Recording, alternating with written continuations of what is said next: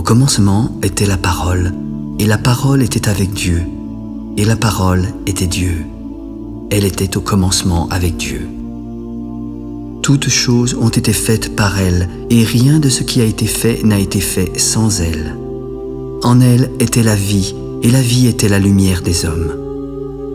La lumière luit dans les ténèbres, et les ténèbres ne l'ont point reçue. Il y eut un homme envoyé de Dieu. Son nom était Jean. Il vint pour servir de témoin et pour rendre témoignage à la lumière, afin que tous crussent par lui. Il n'était pas la lumière, mais il parut pour rendre témoignage à la lumière. Cette lumière était la véritable lumière qui, en venant dans le monde, éclaire tout homme. Elle était dans le monde. Le monde a été fait par elle, et le monde ne l'a point connue. Elle est venue chez les siens, et les siens ne l'ont point reçue.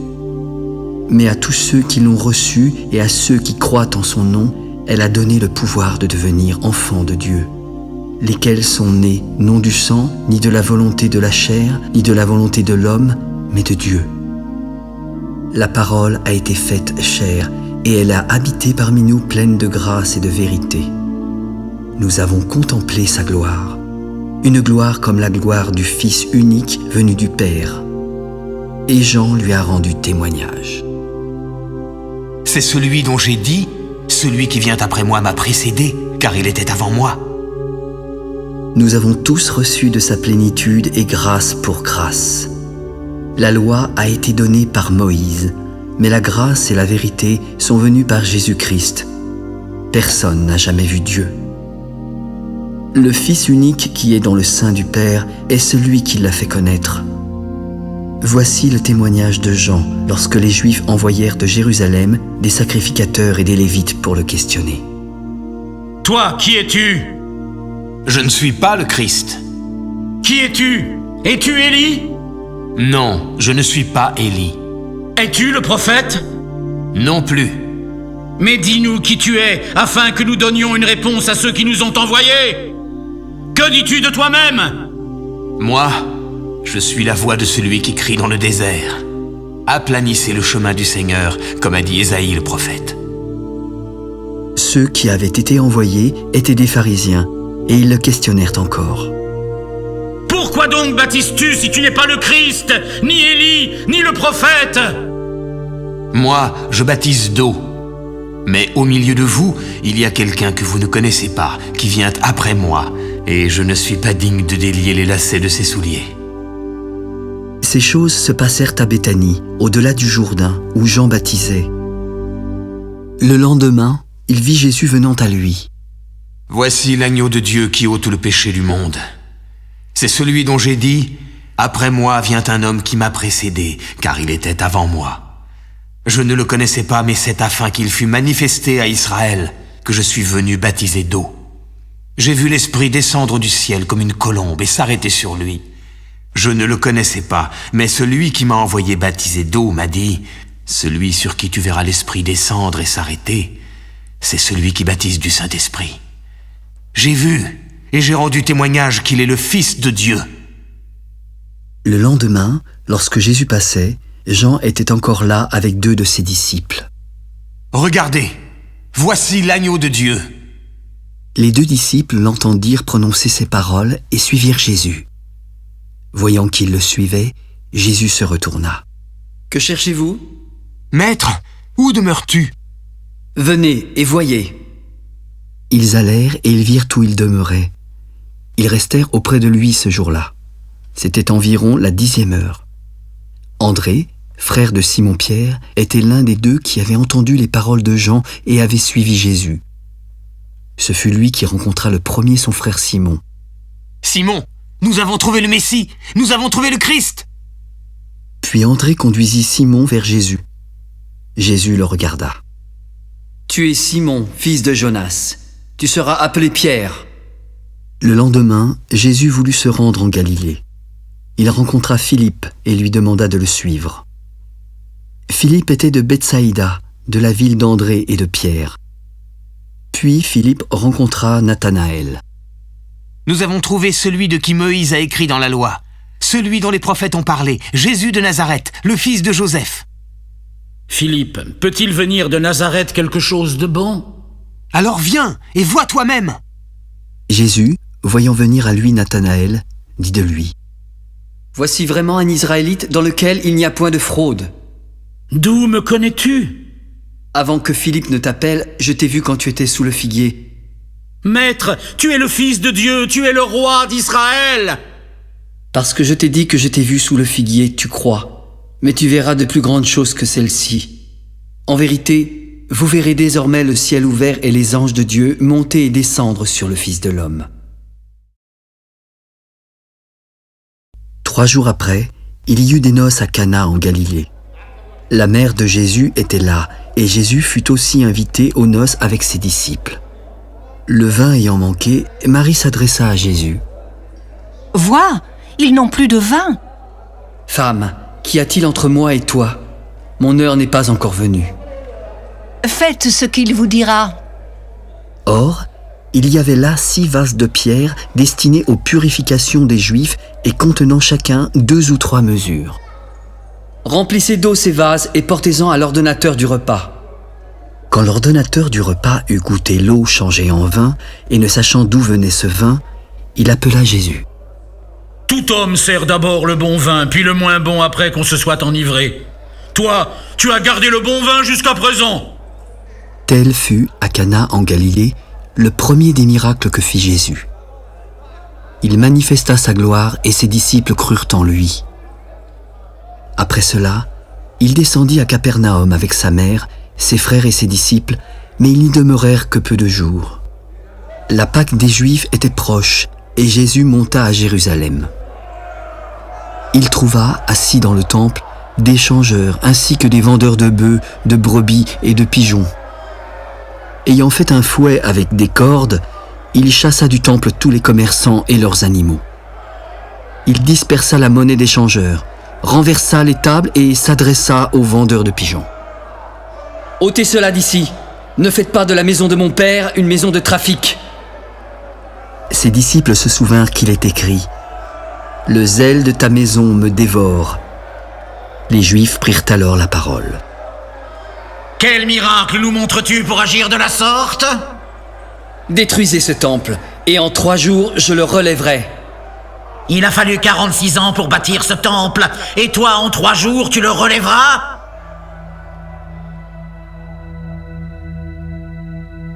Mais il parlait du temple de son corps. C'est pourquoi, lorsqu'il fut ressuscité des morts, ses disciples se souvinrent qu'il avait dit cela et crurent à l'écriture et à la parole que Jésus avait dite. Pendant que Jésus était à Jérusalem, à la fête de Pâques, plusieurs crurent en son nom, voyant les miracles qu'il faisait. Mais Jésus ne se fiait point à eux, parce qu'il les connaissait tous et parce qu'il n'avait pas besoin qu'on lui rendît témoignage d'aucun homme, car il savait lui-même ce qui était dans l'homme.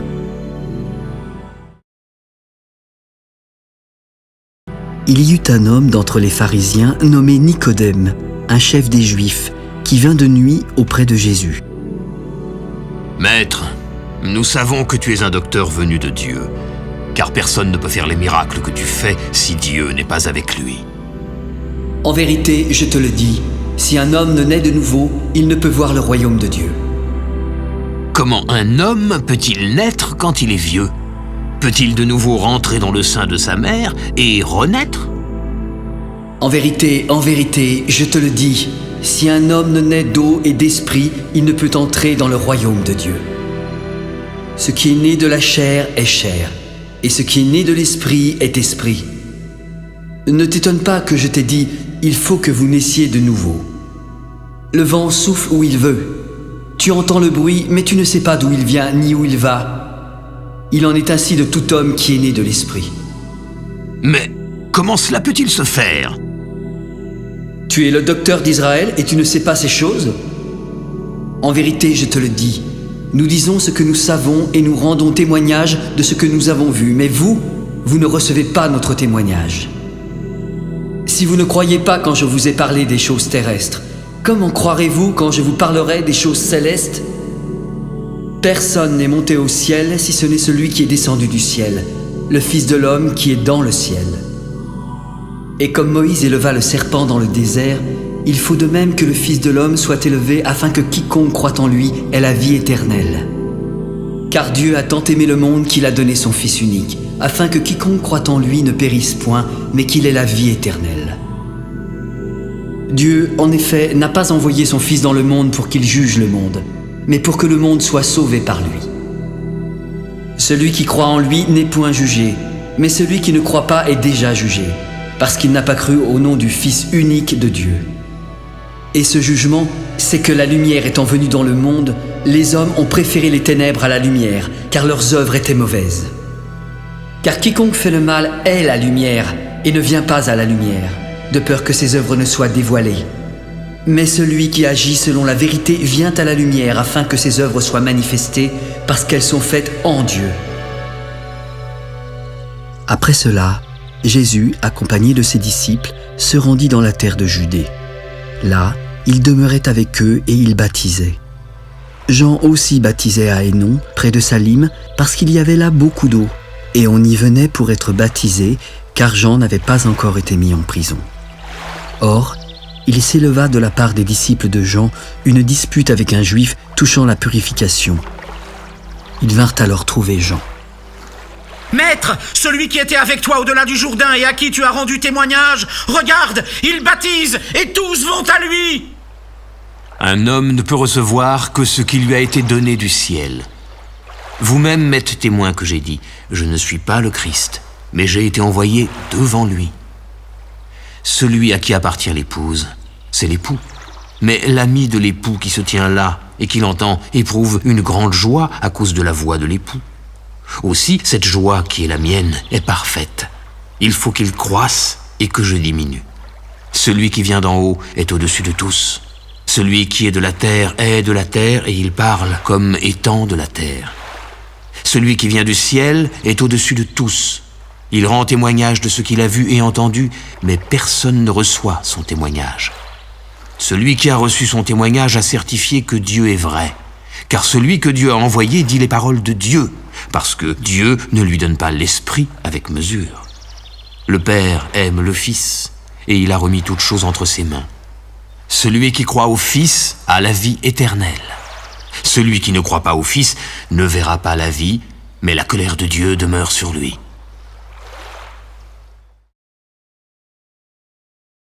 Le Seigneur sut que les pharisiens avaient appris qu'il faisait et baptisait plus de disciples que Jean. Toutefois, Jésus ne baptisait pas lui-même, mais c'étaient ses disciples. Alors il quitta la Judée et retourna en Galilée. Comme il fallait qu'il passât par la Samarie, il arriva dans une ville nommée Sychar, près du champ que Jacob avait donné à Joseph, son fils.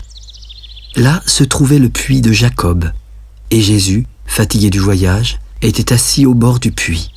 C'était environ la 6e heure. Une femme de Samarie vint y puiser de l'eau. Ses disciples étant allés en ville pour acheter des vivres, Jésus s'adressa à elle. « Donne-moi à boire. » « Comment toi, qui es juif, me demandes-tu à boire, à moi qui suis une femme samaritaine ?»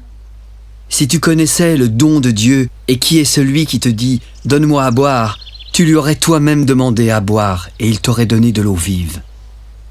Seigneur, tu n'as rien pour puiser et le puits est profond. D'où aurais-tu donc cette eau vive? Es-tu plus grand que notre père Jacob, qui nous a donné ce puits et qui en a bu lui-même, ainsi que ses fils et ses troupeaux? Quiconque boit de cette eau aura encore soif, mais celui qui boira de l'eau que je lui donnerai n'aura jamais soif. Car l'eau que je lui donnerai deviendra en lui une source qui jaillira jusque dans la vie éternelle. Seigneur, donne-moi cette eau afin que je n'ai plus soif et que je ne vienne plus puiser ici. Va, appelle ton mari et viens ici. Je n'ai point de mari. Tu as eu raison de dire « je n'ai point de mari », car tu as eu 5 maris, et celui que tu as maintenant n'est pas ton mari. En cela, tu as dit vrai. Seigneur, je vois que tu es prophète. Nos pères ont adoré sur cette montagne, et vous dites, vous, que le lieu où il faut adorer est à Jérusalem? Femme, crois-moi, l'heure vient où ce ne sera ni sur cette montagne, ni à Jérusalem que vous adorerez le Père. Vous adorez ce que vous ne connaissez pas. Nous adorons ce que nous connaissons, car le salut vient des Juifs. Mais l'heure vient, et elle est déjà venue, où les vrais adorateurs adoreront le Père en esprit et en vérité, car ce sont là les adorateurs que le Père demande. Dieu est esprit, et il faut que ceux qui l'adorent en esprit et en vérité. Je sais que le Messie, celui qu'on appelle Christ, doit venir, et quand il sera venu, il nous annoncera toutes choses. Je le suis, moi qui te parle. Là-dessus arrivèrent ses disciples qui furent étonnés de ce qu'il parlait avec une femme. Toutefois, aucun ne lui dit « Que demandes-tu » ou « De quoi parles-tu avec elle ?» Alors la femme, ayant laissé sa cruche, courut dans la ville. « Venez voir, un homme qui m'a dit tout ce que j'ai fait. Ne serait-ce point le Christ ?» Ils sortirent de la ville et vinrent vers lui. Pendant ce temps, les disciples le pressaient de manger. « Maître, mange !»« J'ai à manger une nourriture que vous ne connaissez pas. » Les disciples se disaient donc les uns aux autres, « Quelqu'un lui aurait-il déjà apporté à manger ?» Ma nourriture est de faire la volonté de celui qui m'a envoyé et d'accomplir son œuvre. Ne dites-vous pas qu'il y a encore 4 mois jusqu'à la moisson ? Voici, je vous le dis, levez les yeux et regardez les champs qui déjà blanchissent pour la moisson. Celui qui moissonne reçoit un salaire et amasse des fruits pour la vie éternelle, afin que celui qui sème et celui qui moissonne se réjouissent ensemble. Car en ceci, ce qu'on dit est vrai. Autre est celui qui sème et autre celui qui moissonne. Je vous ai envoyé moissonner ce que vous n'avez pas travaillé. D'autres ont travaillé et vous êtes entrés dans leur travail. Plusieurs Samaritains de cette ville crurent en Jésus à cause de cette déclaration formelle de la femme. « Il m'a dit tout ce que j'ai fait. » Aussi, quand les Samaritains vinrent le trouver, ils le prièrent de rester auprès d'eux. Il y resta 2 jours. Un beaucoup plus grand nombre crurent à cause de sa parole.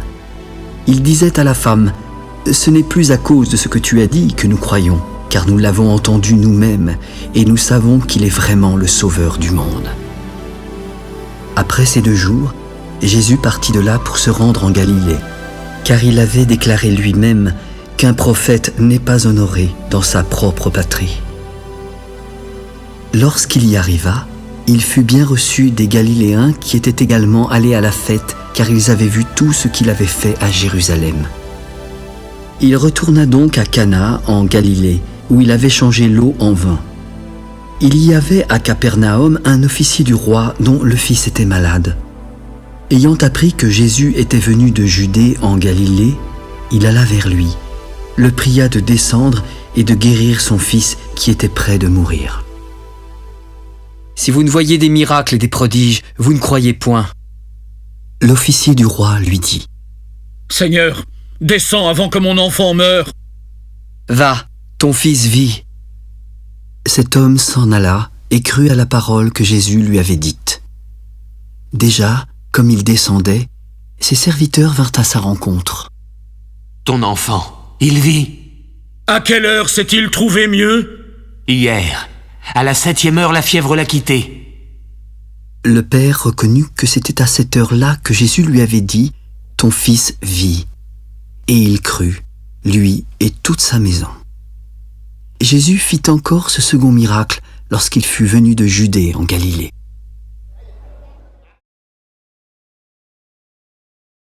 Il y eut ensuite une fête des Juifs et Jésus monta à Jérusalem.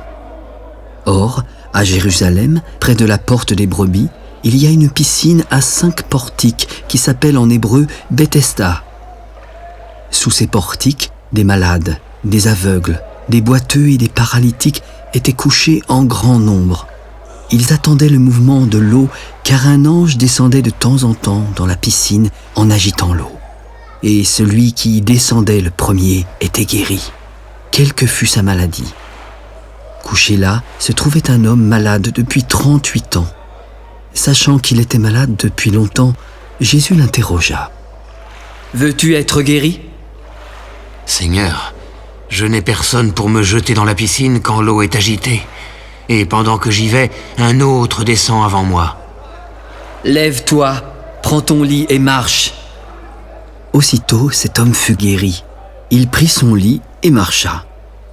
Comme c'était un jour de sabbat, les Juifs s'adressèrent à lui. « C'est le sabbat, il ne t'est pas permis d'emporter ton lit !» Mais celui qui m'a guéri m'a dit « Prends ton lit et marche ». Qui est l'homme qui t'a dit « Prends ton lit et marche » ? Celui qui avait été guéri ne savait pas qui c'était, car Jésus avait disparu de la foule qui était en ce lieu. Plus tard, Jésus le trouva dans le temple. « Voici, tu as été guéri.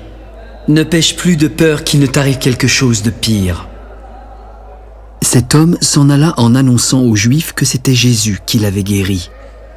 Et comme il faisait ces choses le jour du sabbat, les Juifs poursuivaient Jésus. « Mon Père agit jusqu'à présent. Moi aussi j'agis. » À cause de cela, les Juifs cherchaient plus encore à le faire mourir. Non seulement parce qu'il violait le sabbat, mais parce qu'il appelait Dieu son propre Père, se faisant lui-même égal à Dieu. En vérité, je vous le dis, le Fils ne peut rien faire de lui-même. Il ne fait que ce qu'il voit faire au Père. Et tout ce que le Père fait, le Fils aussi le fait pareillement. Car le Père aime le Fils et lui montre tout ce qu'il fait. Et il lui montrera des œuvres plus grandes que celles-ci, afin que vous soyez dans l'étonnement. Car comme le Père ressuscite les morts et donne la vie, le Fils donne la vie à qui il veut. Le Père ne juge personne, mais il a remis tout jugement au Fils, afin que tous honorent le Fils comme ils honorent le Père. Celui qui n'honore pas le Fils n'honore pas le Père qui l'a envoyé. En vérité, je vous le dis, celui qui écoute ma parole et qui croit à celui qui m'a envoyé a la vie éternelle et ne vient point en jugement, car il est passé de la mort à la vie. En vérité, je vous le dis, l'heure vient, et elle est déjà venue, où les morts entendront la voix du Fils de Dieu. Et ceux qui l'auront entendu vivront, car comme le Père a la vie en lui-même, il a donné au Fils d'avoir la vie en lui-même. Il lui a donné le pouvoir de juger, parce qu'il est Fils de l'homme. Ne vous étonnez pas de cela, car l'heure vient où tous ceux qui sont dans les sépulcres entendront sa voix et en sortiront. Ceux qui auront fait le bien ressusciteront pour la vie, mais ceux qui auront fait le mal ressusciteront pour le jugement. Je ne puis rien faire de moi-même. Selon ce que j'entends, je juge. Et mon jugement est juste, parce que je ne cherche pas ma volonté, mais la volonté de celui qui m'a envoyé. Si c'est moi qui rends témoignage de moi-même, mon témoignage n'est pas vrai. Il y en a un autre qui rend témoignage de moi, et je sais que le témoignage qu'il rend de moi est vrai. Vous avez été envoyé vers Jean, et il a rendu témoignage à la vérité. Pour moi, ce n'est pas d'un homme que je reçois le témoignage, mais je dis ceci afin que vous soyez sauvés. Jean était la lampe qui brûle et qui luit, et vous avez voulu vous réjouir 1 heure à sa lumière. Moi, j'ai un témoignage plus grand que celui de Jean, car les œuvres que le Père m'a donné d'accomplir, ces œuvres mêmes que je fais, témoignent de moi que c'est le Père qui m'a envoyé. Et le Père qui m'a envoyé a rendu lui-même témoignage de moi. Vous n'avez jamais entendu sa voix, vous n'avez jamais vu sa face, et sa parole ne demeure point en vous, parce que vous ne croyez pas à celui qui l'a envoyé. Vous sondez les Écritures parce que vous pensez avoir en elles la vie éternelle. Ce sont elles qui rendent témoignage de moi, et vous ne voulez pas venir à moi pour avoir la vie? Je ne tire pas ma gloire des hommes, mais je sais que vous n'avez point en vous l'amour de Dieu. Je suis venu au nom de mon Père, et vous ne me recevez pas. Si un autre vient en son propre nom, vous le recevrez. Comment pouvez-vous croire, vous qui tirez votre gloire les uns des autres et qui ne cherchez point la gloire qui vient de Dieu seul? Ne pensez pas que moi je vous accuserai devant le Père. Celui qui vous accuse, c'est Moïse, en qui vous avez mis votre espérance. Car si vous croyez Moïse, vous me croiriez aussi parce qu'il a écrit de moi. Mais si vous ne croyez pas ces écrits, comment croirez-vous à mes paroles? Après cela, Jésus s'en alla de l'autre côté de la mer de Galilée, de Tibériade. Une grande foule le suivait parce qu'elle voyait les miracles qu'il opérait sur les malades. Jésus monta sur la montagne et s'assit avec ses disciples. Or, la Pâque, la fête des Juifs, était proche. Ayant levé les yeux et voyant qu'une grande foule venait à lui, Jésus s'adressa à Philippe afin de l'éprouver, car il savait déjà ce qu'il allait faire. « Où achèterons-nous des pains pour que tous ces gens aient à manger ?» Les pains qu'on aurait pour 200 deniers ne suffiraient pas pour que chacun en reçût un peu. Un de ses disciples, André, frère de Simon-Pierre, répondit à Jésus. « Il y a ici un jeune garçon qui a 5 pains d'orge et 2 poissons, mais qu'est-ce que cela a pour tant de gens ?» Faites-les asseoir. Il y avait en ce lieu beaucoup d'herbes. Ils s'assirent donc au nombre d'environ 5000 hommes. Jésus prit les pains, rendit grâce et les distribua à ceux qui étaient assis. Il leur donna de même des poissons, autant qu'ils en voulurent. Lorsqu'ils furent rassasiés, il parla à ses disciples. « Ramassez les morceaux qui restent afin que rien ne se perde. » Après que tous eurent mangé, ils ramassèrent et remplirent 12 paniers avec les morceaux qui restèrent des 5 pains d'orge. Ces gens, ayant vu le miracle que Jésus avait fait, disaient « Celui-ci est vraiment le prophète qui doit venir dans le monde. » Jésus, sachant qu'ils allaient venir l'enlever pour le faire roi, se retira seul de nouveau sur la montagne. Quand le soir fut venu, ses disciples descendirent au bord de la mer. Étant montés dans une barque, ils traversaient la mer pour se rendre à Capernaum. Il faisait déjà nuit et Jésus ne les avait pas encore rejoints. Il soufflait un grand vent et la mer était agitée. Après avoir ramé environ 25 ou 30 stades, ils virent avec crainte Jésus marchant sur la mer et s'approchant de la barque. « C'est moi, n'ayez pas peur !» Ils voulurent le prendre dans la barque, mais aussitôt la barque aborda au lieu où ils allaient. La foule, qui était restée de l'autre côté de la mer, avait remarqué qu'il ne se trouvait là qu'une seule barque et que Jésus n'y était pas monté avec ses disciples, mais qu'ils étaient partis seuls. Le lendemain, comme d'autres barques étaient arrivées de Tibériade, près du lieu où ils avaient mangé le pain après que le Seigneur eut rendu grâce, les gens de la foule, ayant vu que ni Jésus ni ses disciples n'étaient là, montèrent eux-mêmes dans ces barques. Ils allèrent à sa recherche à Capernaum et le trouvèrent au-delà de la mer. « Maître, quand es-tu venu ici ?» En vérité, je vous le dis, vous me cherchez non parce que vous avez vu des miracles, mais parce que vous avez mangé des pains et que vous avez été rassasiés. Travaillez non pour la nourriture qui périt, mais pour celle qui subsiste pour la vie éternelle et que le Fils de l'homme vous donnera. Car c'est lui que le Père, que Dieu a marqué de son sceau. Que devons-nous faire pour faire les œuvres de Dieu ? L'œuvre de Dieu, c'est que vous croyez en celui qui l'a envoyé. Quel miracle fais-tu donc afin que nous le voyions et que nous croyions en toi ? Que fais-tu ? Nos pères ont mangé la manne dans le désert, selon ce qui est écrit. Il leur donna le pain du ciel à manger. En vérité, je vous le dis, Moïse ne vous a pas donné le pain du ciel, mais mon Père vous donne le vrai pain du ciel. Car le pain de Dieu, c'est celui qui descend du ciel et qui donne la vie au monde.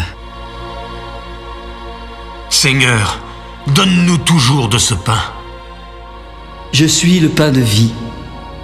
Celui qui vient à moi n'aura jamais faim, et celui qui croit en moi n'aura jamais soif.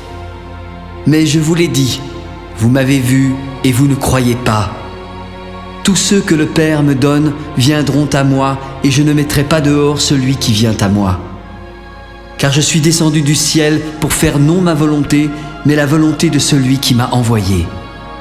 Or, la volonté de celui qui m'a envoyé, c'est que je ne perde rien de tout ce qu'il m'a donné, mais que je le ressuscite au dernier jour. La volonté de mon Père, c'est que quiconque voit le Fils et croit en lui ait la vie éternelle. Et je le ressusciterai au dernier jour. Les Juifs murmuraient à son sujet parce qu'il avait dit « Je suis le pain qui est descendu du ciel ». Et ils disaient « N'est-ce pas là Jésus, le fils de Joseph, celui dont nous connaissons le père et la mère ? Comment donc peut-il dire « Je suis descendu du ciel » ?» Ne murmurez pas entre vous. Nul ne peut venir à moi si le Père qui m'a envoyé ne l'attire. Et je le ressusciterai au dernier jour. Il est écrit dans les prophètes, « Ils seront tous enseignés de Dieu. » Ainsi, quiconque a entendu le Père et a reçu son enseignement vient à moi. Nul n'a vu le Père si ce n'est celui qui vient de Dieu. Celui-là a vu le Père. en vérité, je vous le dis, celui qui croit en moi a la vie éternelle. Je suis le pain de vie. Vos pères ont mangé la manne dans le désert et ils sont morts. Mais voici, c'est ici le pain qui descend du ciel, afin que celui qui en mange ne meure point. Je suis le pain vivant qui est descendu du ciel. Si quelqu'un mange de ce pain, il vivra éternellement. Et le pain que je donnerai, c'est ma chair que je donnerai pour la vie du monde. » Là-dessus, les Juifs disputaient entre eux, disant « Mais comment peut-il nous donner sa chair à manger ?» En vérité, je vous le dis, si vous ne mangez la chair du Fils de l'homme, et si vous ne buvez son sang, vous n'avez point la vie en vous-même. Celui qui mange ma chair et qui boit mon sang a la vie éternelle, et je le ressusciterai au dernier jour. Car ma chair est vraiment une nourriture, et mon sang est vraiment un breuvage. Celui qui mange ma chair et boit mon sang demeure en moi, et je demeure en lui. Comme le Père qui est vivant m'a envoyé, je vis par le Père. Ainsi, celui qui me mange vivra par moi. C'est ici le pain qui est descendu du ciel. Il n'en est pas comme vos pères qui ont mangé la manne et qui sont morts. Celui qui mange de ce pain vivra éternellement. » Jésus dit ces choses dans la synagogue en enseignant à Capernaum. Plusieurs de ses disciples, après l'avoir entendu, se dirent « Cette parole est dure, qui peut l'écouter ?» Mais Jésus savait en lui-même que ses disciples murmuraient à ce sujet. « Cela vous scandalise-t-il ? Et si vous voyez le Fils de l'homme monter où il était auparavant ? C'est l'Esprit qui vivifie, la chair ne sert à rien. Les paroles que je vous ai dites sont esprit et vie. Mais il en est encore parmi vous qui ne croient point. » Car Jésus savait dès le commencement qui étaient ceux qui ne croyaient point et qui était celui qui le livrerait. « C'est pourquoi je vous ai dit que nul ne peut venir à moi si cela ne lui a été donné par le Père. » Dès ce moment, plusieurs de ses disciples se retirèrent et n'allèrent plus avec lui. Jésus s'adressa ensuite aux 12. « Et vous, ne voulez-vous pas partir ?» Simon-Pierre lui répondit. « Seigneur, à qui irions-nous ? Tu as les paroles de la vie éternelle. Nous avons cru et nous avons connu que tu es le Christ, le Saint de Dieu. » « N'est-ce pas moi qui vous ai choisi, vous, les 12 ? Mais l'un de vous est un démon. » Il parlait de Judas Iscariote, fils de Simon, car c'était lui qui devait le livrer, lui, l'un des 12. Après cela, Jésus parcourait la Galilée. Il ne voulait pas séjourner en Judée, car les Juifs cherchaient à le faire mourir. Or, la fête des Juifs, la fête des tabernacles était proche. Alors ses frères, qui ne croyaient pas non plus en lui adressèrent la parole. « Pars d'ici, et va en Judée afin que tes disciples voient aussi les œuvres que tu fais. Personne n'agit en secret lorsqu'il désire paraître. Si tu fais ces choses, montre-toi toi-même au monde. » « Mon temps n'est pas encore venu, mais votre temps est toujours prêt. Le monde ne peut vous haïr. Moi, il me hait parce que je rends de lui le témoignage que ses œuvres sont mauvaises. Montez, vous, à cette fête. Pour moi, je n'y monte point parce que mon temps n'est pas encore accompli. » Après leur avoir dit cela, il resta en Galilée. Mais lorsque ses frères furent montés à la fête, il y monta aussi lui-même en secret. Les Juifs le cherchaient pendant la fête et se disaient « Mais où est-il » Il y avait dans la foule grande rumeur à son sujet. Les uns disaient « C'est un homme de bien », d'autres disaient « Non, il égare la multitude ». Personne toutefois ne parlait librement de lui par crainte des Juifs. Vers le milieu de la fête, Jésus monta au temple. Il enseignait et les Juifs s'étonnaient. « Comment connaît-il les Écritures, lui qui n'a point étudié ?» « Ma doctrine n'est pas de moi, mais de celui qui m'a envoyé. Si quelqu'un veut faire sa volonté, il connaîtra si ma doctrine est de Dieu ou si je parle de mon chef. Celui qui parle de son chef cherche sa propre gloire, mais celui qui cherche la gloire de celui qui l'a envoyé, celui-là est vrai et il n'y a point d'injustice en lui. Moïse ne vous a-t-il pas donné la loi ? Mais nul de vous n'observe la loi. Pourquoi cherchez-vous à me faire mourir ? Tu as un démon. Qui est est-ce qui cherche à te faire mourir? J'ai fait une œuvre, et vous en êtes tous étonnés. Moïse vous a donné la circoncision, et vous circoncisez un homme le jour du sabbat. Si un homme reçoit la circoncision le jour du sabbat, afin que la loi de Moïse ne soit pas violée, pourquoi vous irritez-vous contre moi de ce que j'ai guéri un homme tout entier le jour du sabbat? Ne jugez pas selon l'apparence, mais jugez selon la justice.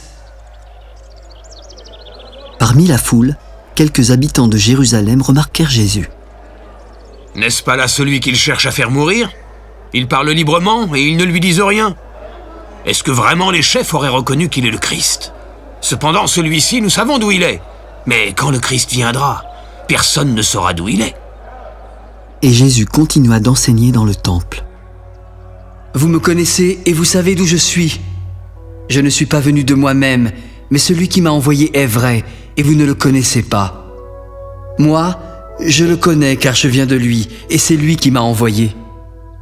Il cherchait donc à se saisir de Jésus, mais personne ne put mettre la main sur lui, car son heure n'était pas encore venue, et plusieurs parmi la foule crurent en lui. Il se disait, le Christ, quand il viendra, fera-t-il plus de miracles que n'en a fait celui-ci?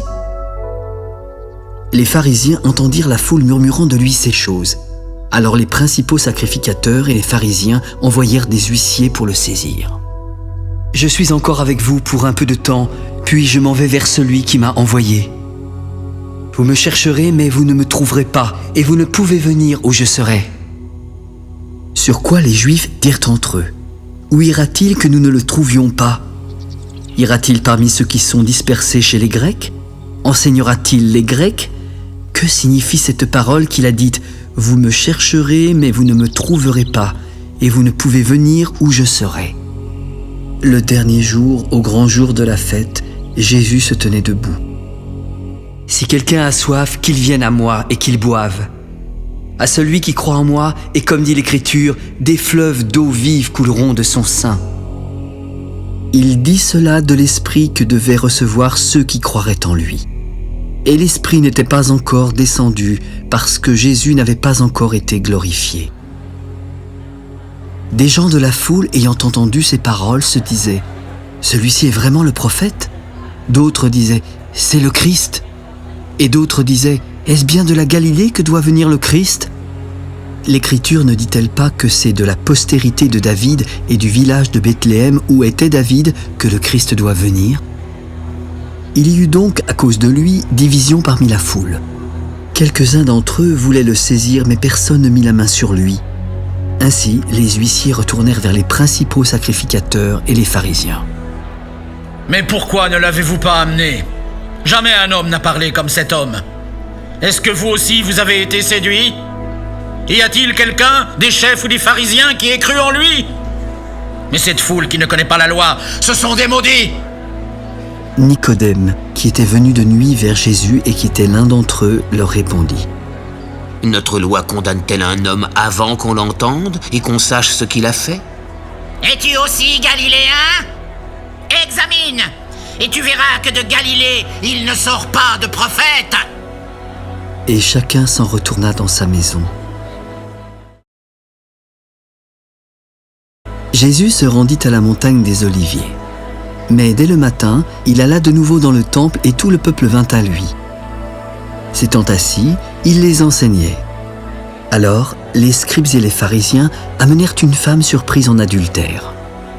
Ils la placèrent au milieu du peuple et dirent à Jésus. « Maître, cette femme a été surprise en flagrant délit d'adultère. Moïse, dans la loi, nous a ordonné de lapider de telles femmes. Et toi, que dis-tu » Il disait cela pour l'éprouver afin de pouvoir l'accuser. Mais Jésus, s'étant baissé, écrivait avec le doigt sur la terre. Comme il continuait à l'interroger, il se releva et leur dit « Que celui de vous qui est sans péché jette le premier la pierre contre elle. » Et s'étant de nouveau baissé, il continuait d'écrire sur la terre. Quand ils entendirent cela, accusés par leur conscience, ils se retirèrent un à un, depuis les plus âgés jusqu'aux derniers. Et Jésus resta seul avec la femme qui était là, au milieu. Alors, s'étant relevé et ne voyant plus que la femme, Jésus lui parla. « Femme, où sont ceux qui t'accusaient? Personne ne t'a-t-il condamné? » Non, Seigneur. « alors je ne te condamne pas non plus. Va et ne pêche plus. Je suis la lumière du monde. Celui qui me suit ne marchera pas dans les ténèbres, mais il aura la lumière de la vie. Tu rends témoignage de toi-même. Ton témoignage n'est pas vrai. Quoique je rende témoignage de moi-même, mon témoignage est vrai, car je sais d'où je suis venu et où je vais. Mais vous ne savez ni d'où je viens, ni où je vais. Vous jugez selon la chair, mais moi je ne juge personne. Si je juge, mon jugement est vrai, et je ne suis pas seul, car le Père qui m'a envoyé est avec moi. Il est écrit dans votre loi que le témoignage de 2 hommes est vrai. Je rends témoignage de moi-même, et le Père qui m'a envoyé rend témoignage de moi. Où est ton père? Vous ne me connaissez ni moi, ni mon Père. Si vous me connaissiez, vous connaîtriez aussi mon Père. Jésus dit ces paroles en enseignant dans le temple, au lieu où était le trésor. Personne ne le saisit parce que son heure n'était pas encore venue. Je m'en vais et vous me chercherez, mais vous mourrez dans votre péché. Vous ne pouvez venir où je vais.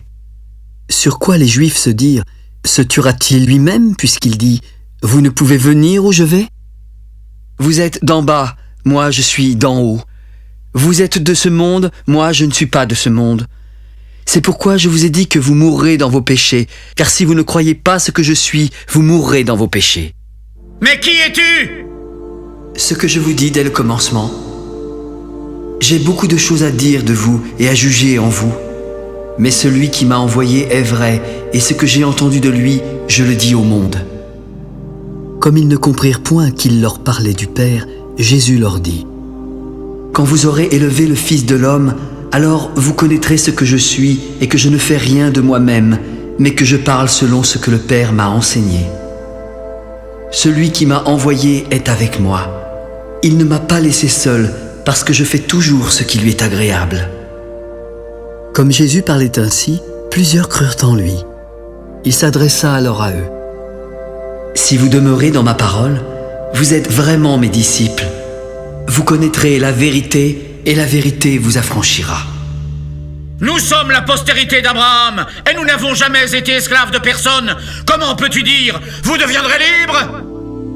En vérité, je vous le dis, quiconque se livre au péché est esclave du péché. Or, l'esclave ne demeure pas toujours dans la maison, mais le Fils y demeure toujours. Si donc le Fils vous affranchit, vous serez réellement libres. Je sais que vous êtes la postérité d'Abraham, mais vous cherchez à me faire mourir parce que ma parole ne pénètre pas en vous. Je dis ce que j'ai vu chez mon Père, et vous faites ce que vous avez entendu de la part de votre Père. Notre Père, c'est Abraham! Si vous étiez enfant d'Abraham, vous feriez les œuvres d'Abraham. Mais maintenant vous cherchez à me faire mourir, moi qui vous ai dit la vérité que j'ai entendue de Dieu. Cela, Abraham ne l'a point fait. Vous faites les œuvres de votre Père. Nous ne sommes pas des enfants illégitimes. Nous avons un seul Père, Dieu. Si Dieu était votre Père, vous m'aimeriez, car c'est de Dieu que je suis sorti et que je viens. Je ne suis pas venu de moi-même, mais c'est lui qui m'a envoyé. Pourquoi ne comprenez-vous pas mon langage? Parce que vous ne pouvez pas écouter ma parole. Vous avez pour père le diable, et vous voulez accomplir les désirs de votre père. Il a été meurtrier dès le commencement. Il ne se tient pas dans la vérité, parce qu'il n'y a pas de vérité en lui. Lorsqu'il profère le mensonge, il parle de son propre fond, car il est menteur et père du mensonge. Et moi, parce que je dis la vérité, vous ne me croyez pas. Qui de vous me convaincra de pécher? Si je dis la vérité, pourquoi ne me croyez-vous pas? Celui qui est de Dieu écoute les paroles de Dieu. Vous n'écoutez pas parce que vous n'êtes pas de Dieu. N'avons-nous pas raison de dire que tu es un Samaritain et que tu as un démon? Je n'ai pas de démon, mais j'honore mon Père et vous m'outragez. Je ne cherche point ma gloire, mais il en est un qui la cherche et qui juge. En vérité, je vous le dis, si quelqu'un garde ma parole, il ne verra jamais la mort. Maintenant, nous connaissons que tu as un démon. Abraham est mort, les prophètes aussi. Et tu dis, si quelqu'un garde ma parole, il ne verra jamais la mort. Es-tu plus grand que notre père Abraham qui est mort? Les prophètes aussi sont morts. Mais qui donc prétends-tu être? Si je me glorifie moi-même, ma gloire n'est rien. C'est mon Père qui me glorifie. Lui que vous dites être votre Dieu et que vous ne connaissez pas. Pour moi, je le connais. Et si je disais que je ne le connais pas, je serais semblable à vous, un menteur. Mais je le connais et je garde sa parole. Abraham, votre père, a tressailli de joie de ce qu'il verrait mon jour. Il l'a vu et il s'est réjoui. Tu n'as pas encore 50 ans et tu as vu Abraham? En vérité, je vous le dis, avant qu'Abraham fût, je suis. Là-dessus, ils prirent des pierres pour les jeter contre lui. Mais Jésus se cacha et sortit du temple.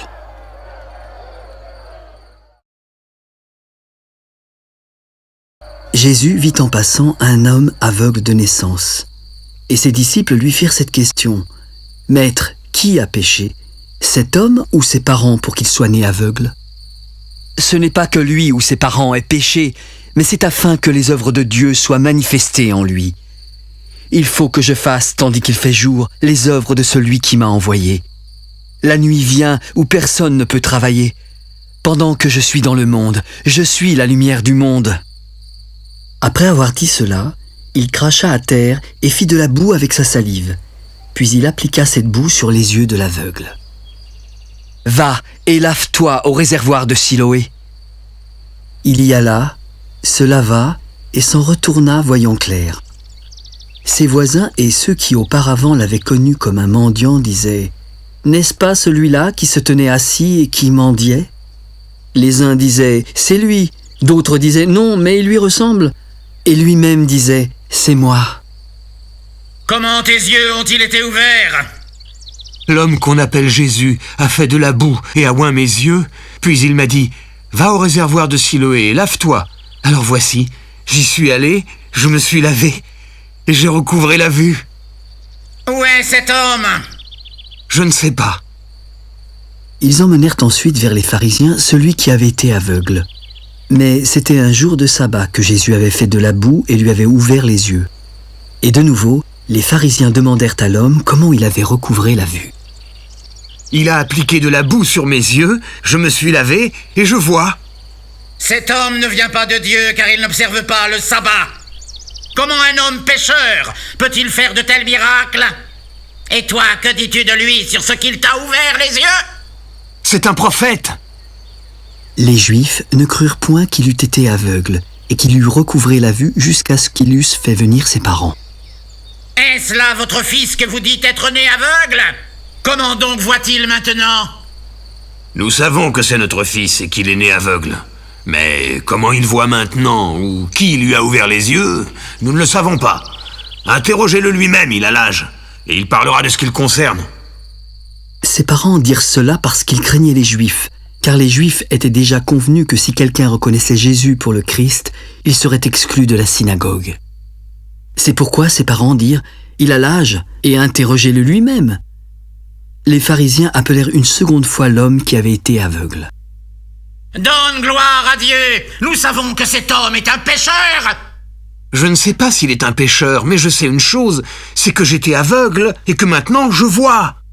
Que t'a-t-il fait? Comment t'a-t-il ouvert les yeux?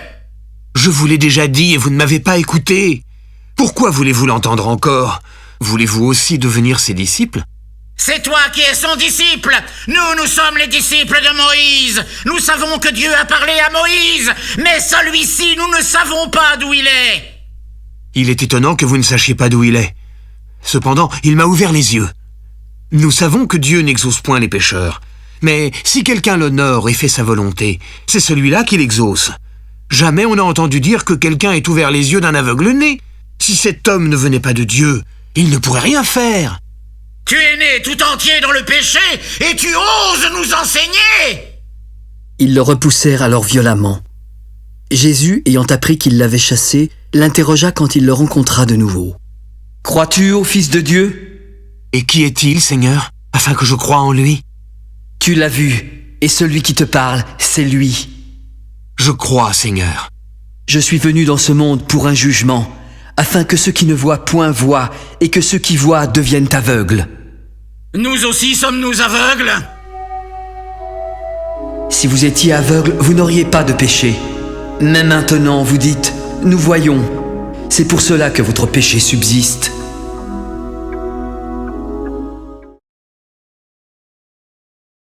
En vérité, je vous le dis, celui qui n'entre pas par la porte dans la bergerie, mais qui y monte par ailleurs est un voleur et un brigand. Mais celui qui entre par la porte est le berger des brebis. Le portier lui ouvre et les brebis entendent sa voix. Il appelle par leur nom celles qui lui appartiennent et il les conduit dehors. Lorsqu'il a fait sortir toutes ses brebis, il marche devant et elles le suivent parce qu'elles connaissent sa voix.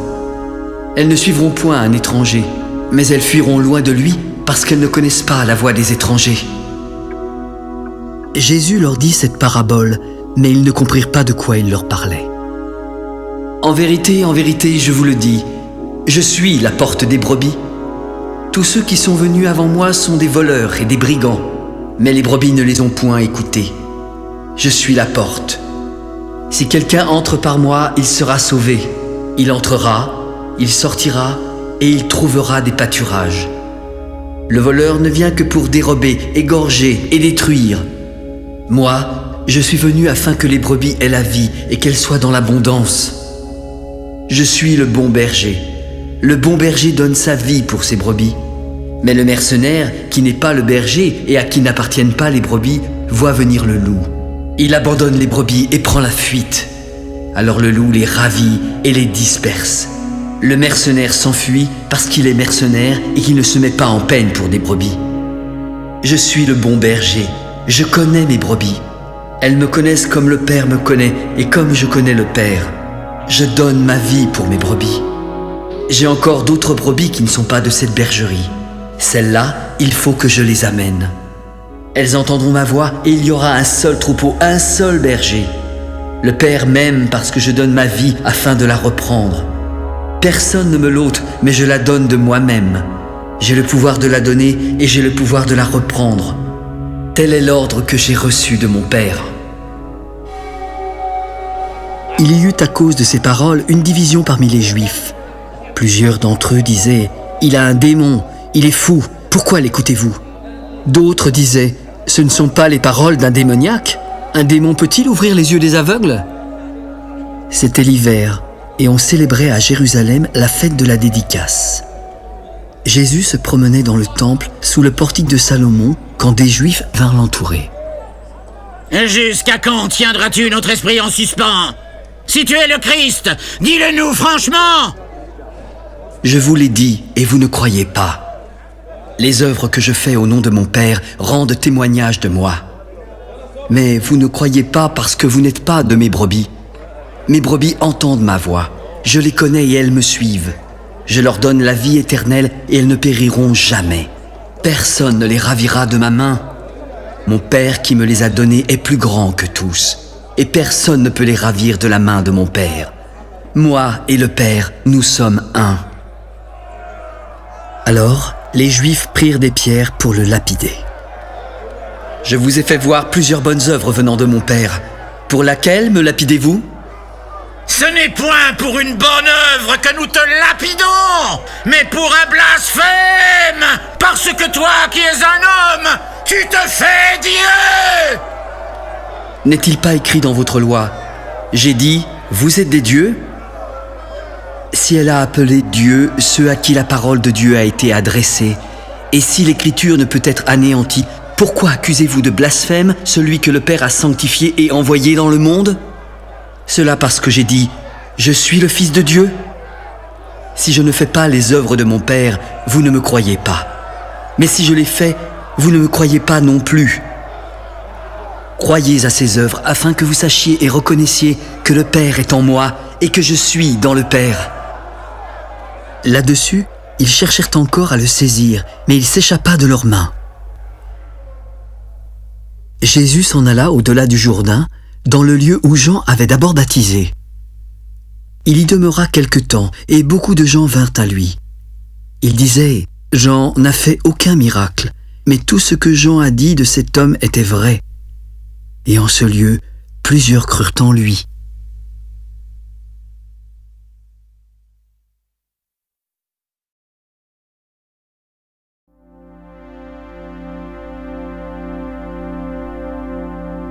Il y avait un homme malade, Lazare, de Béthanie, le village de Marie et de Marthe, sa sœur.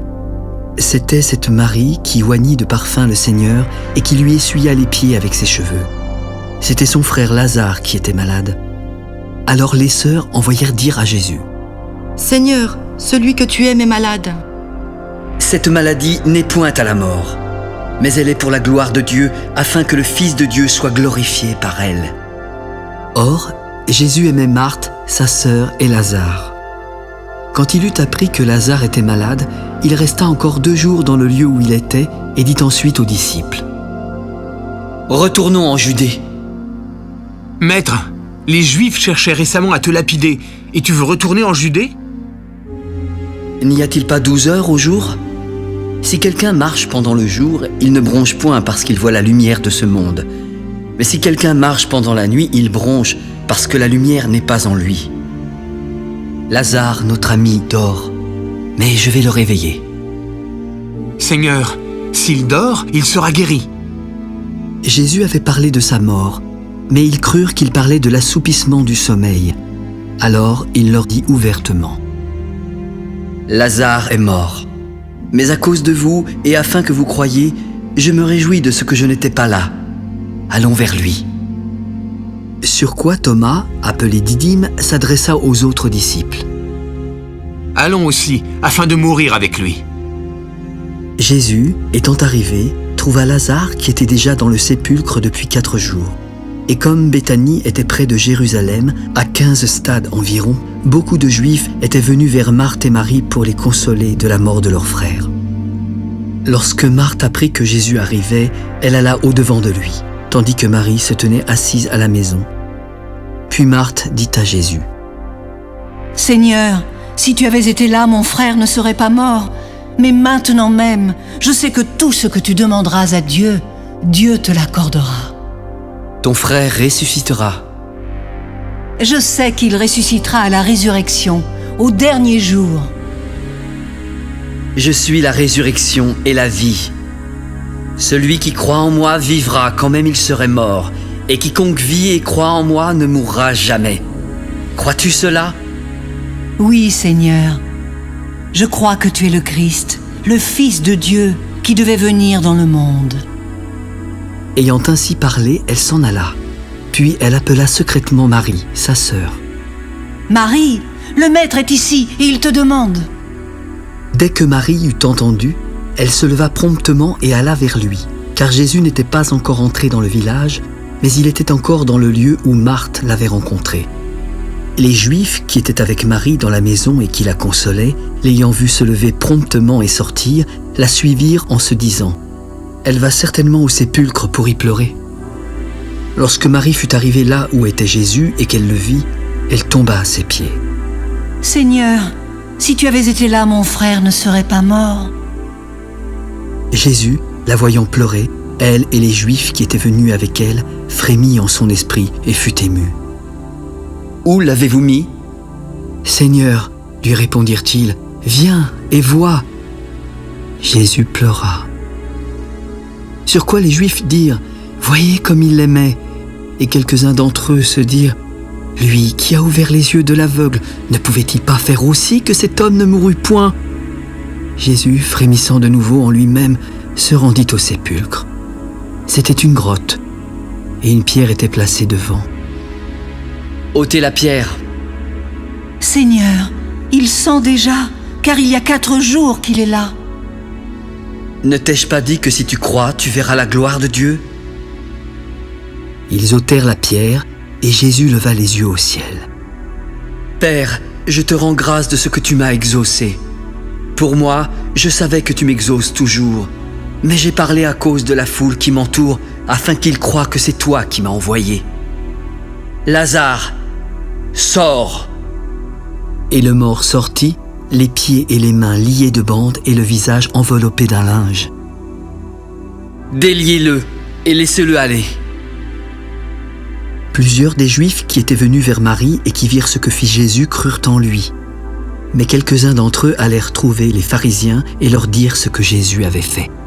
Alors, les principaux sacrificateurs et les pharisiens assemblèrent le Sanhédrin. Qu'allons-nous faire ? car cet homme fait beaucoup de miracles.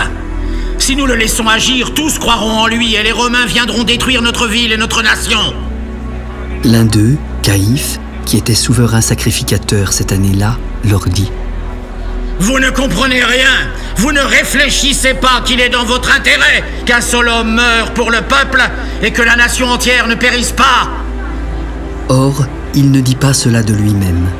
Mais étant souverain sacrificateur cette année-là, il prophétisa que Jésus devait mourir pour la nation. Et ce n'était pas pour la nation seulement, c'était aussi afin de réunir en un seul corps les enfants de Dieu dispersés. Dès ce jour, ils résolurent de le faire mourir. C'est pourquoi Jésus ne se montra plus ouvertement parmi les Juifs. Il se retira dans la contrée voisine du désert, dans une ville appelée Éphraïm, afin d'y demeurer avec ses disciples. La Pâque des Juifs était proche, et beaucoup de gens du pays montèrent à Jérusalem avant la Pâque pour se purifier. Ils cherchaient Jésus et se disaient les uns aux autres dans le temple: « Qu'en pensez-vous? Viendra-t-il à la fête ?» Or, les principaux sacrificateurs et les pharisiens avaient donné l'ordre que si quelqu'un savait où il était, il le déclarât afin qu'on se saisît de lui.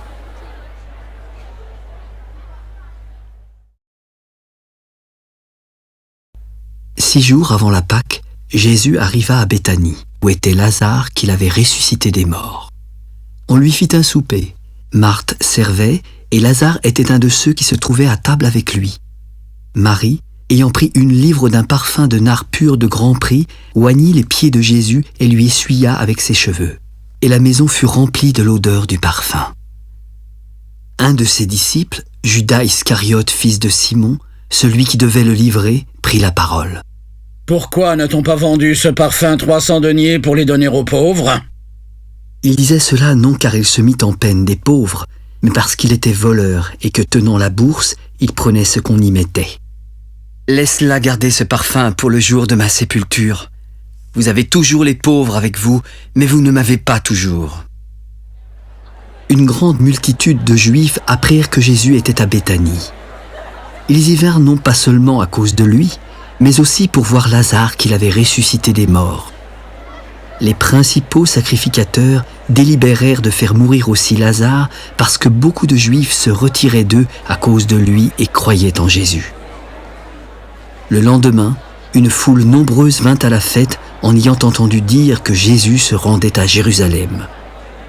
Beaucoup prirent des branches de palmier et allèrent au-devant de lui. « Hosanna ! Béni soit celui qui vient au nom du Seigneur, le roi d'Israël !» Jésus trouva un ânon et s'assit dessus, selon ce qui est écrit.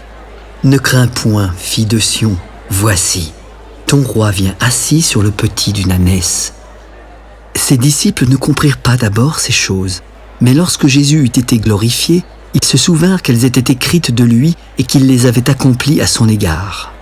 Tous ceux qui étaient avec Jésus quand il appela Lazare du sépulcre et le ressuscita des morts lui rendaient témoignage.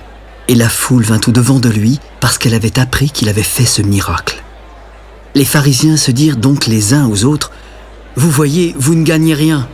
Regardez, tout le monde est près de lui. » Quelques Grecs, du nombre de ceux qui étaient montés pour adorer pendant la fête, s'adressèrent à Philippe de Bethsaïda en Galilée et lui dirent avec instance: « Seigneur, nous voudrions voir Jésus. » Philippe alla le dire à André, puis André et Philippe le dirent à Jésus. L'heure est venue où le Fils de l'homme doit être glorifié. En vérité, je vous le dis, si le grain de blé qui est tombé en terre ne meurt, il reste seul. Mais s'il meurt, il porte beaucoup de fruits. Celui qui aime sa vie la perdra, et celui qui hait sa vie dans ce monde la conservera pour la vie éternelle. Si quelqu'un me sert, qu'il me suive, et là où je suis, là aussi sera mon serviteur. Si quelqu'un me sert, le Père l'honorera. Maintenant, mon âme est troublée, et que dirais-je?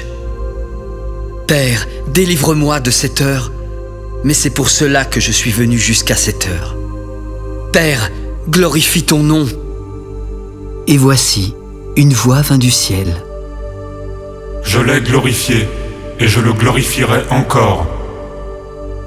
La foule qui était là et qui avait entendu disait que c'était un tonnerre. D'autres disaient: un ange lui a parlé. « Ce n'est pas à cause de moi que cette voix s'est fait entendre, mais c'est à cause de vous. Maintenant a lieu le jugement de ce monde. Maintenant, le prince de ce monde sera jeté dehors. Et moi, quand j'aurai été élevé de la terre, j'attirerai tous les hommes à moi. » En parlant ainsi, il indiquait de quelle mort il devait mourir. Et la foule le questionna. « Nous avons appris par la loi que le Christ demeure éternellement. Comment donc peux-tu dire « Il faut que le Fils de l'homme soit élevé » ? Et qui est ce Fils de l'homme ? La lumière est encore pour un peu de temps au milieu de vous. Marchez pendant que vous avez la lumière, afin que les ténèbres ne vous surprennent pas. Celui qui marche dans les ténèbres ne sait pas où il va. Pendant que vous avez la lumière, croyez en la lumière, afin que vous soyez des enfants de lumière. Jésus dit ces choses, puis s'en alla et se cacha loin d'eux. Malgré tant de miracles qu'il avait faits en leur présence, ils ne croyaient pas en lui, afin que s'accomplît la parole qu'Ésaïe, le prophète, a prononcée. « Seigneur, qui a cru à notre prédication ? Et à qui le bras du Seigneur a-t-il été révélé ?»